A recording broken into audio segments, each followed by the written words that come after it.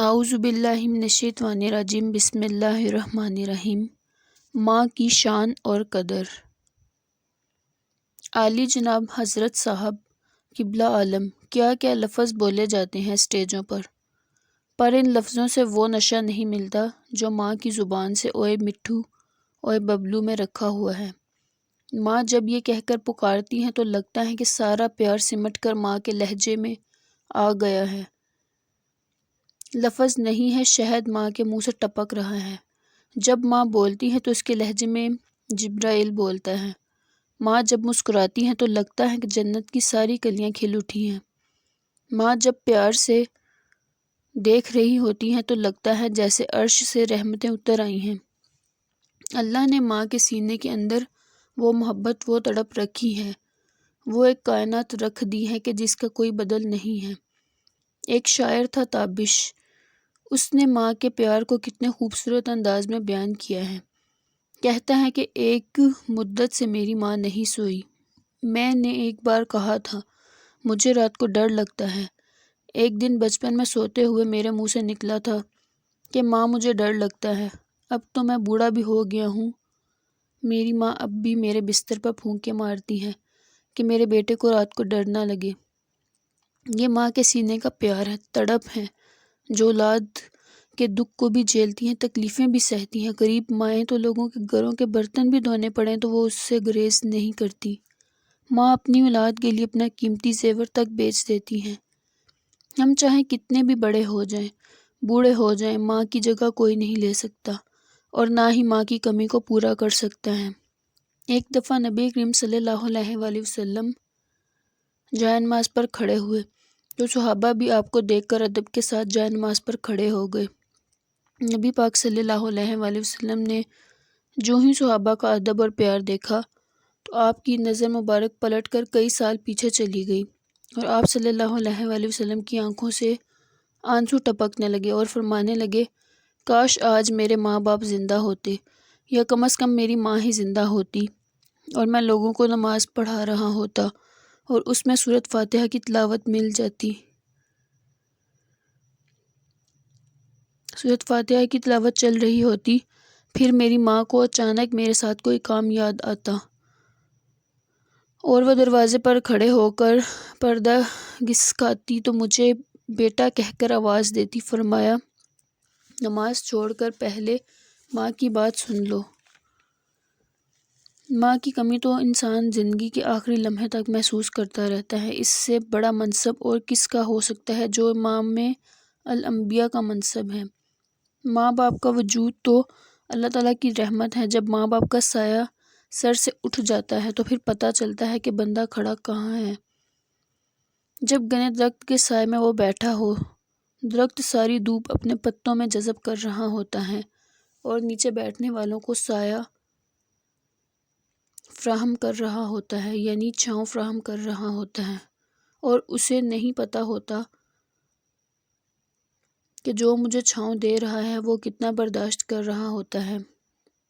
لیکن جب اچانک سایہ ہٹ جائے اور بندہ کڑی دھوپ میں آ جائے تو اسے احساس ہوتا ہے کہ وہ سایہ کتنا غنیمت تھا۔ جن کے والدین موجود ہیں وہ ان کی خدمت کر کے دنیا اور آخرت میں سرخرویاں حاصل کریں۔ اللہ اور اس کے رسول کی رضا بھی اسی میں ہے کہ ماں باپ کی تکریم بجا لائی جائے۔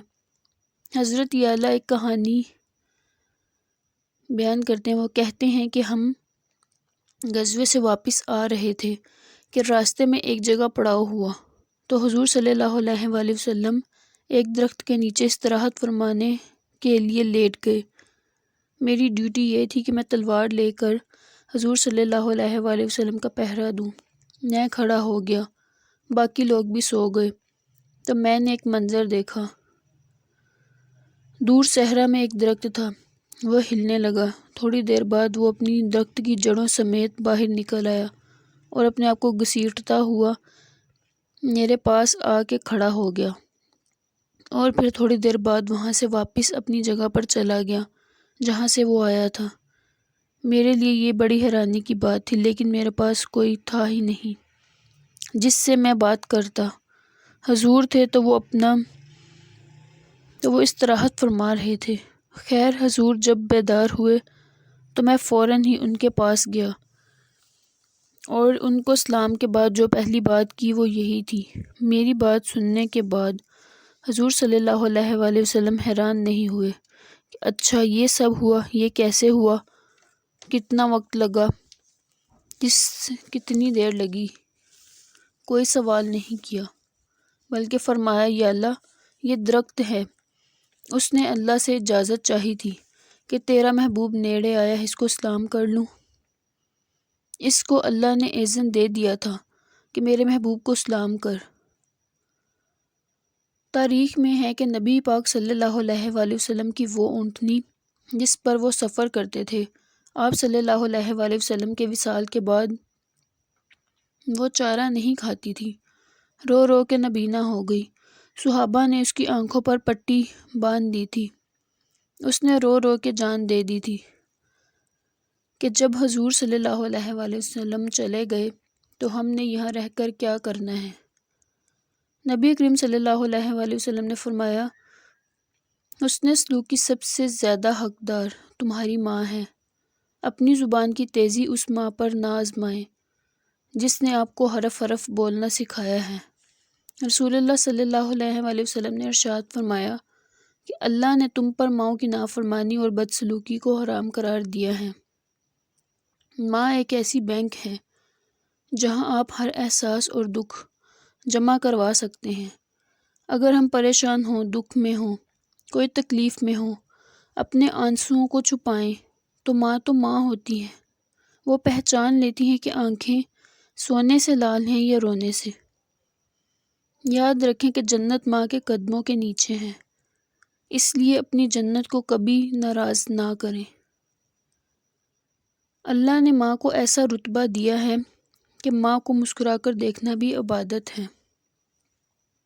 ماں کے بغیر گھر ہمیشہ ویران ہوتا ہے۔ ماں کے لیے سب کو چھوڑ دینا، لیکن سب کے لیے ماں کو مت چھوڑنا، کیونکہ جب ماں روتی ہے تو فرشتوں کو بھی رونا آ جاتا ہے۔ ماں موت سے نہیں ڈرتی، اسے مرتے وقت بس یہ ڈر ہوتا ہے کہ اس دنیا میں اس کے بچوں کو اس جتنا پیار کوئی نہیں کرے گا۔ ماں کی دعا جنت کی ہوا ہے،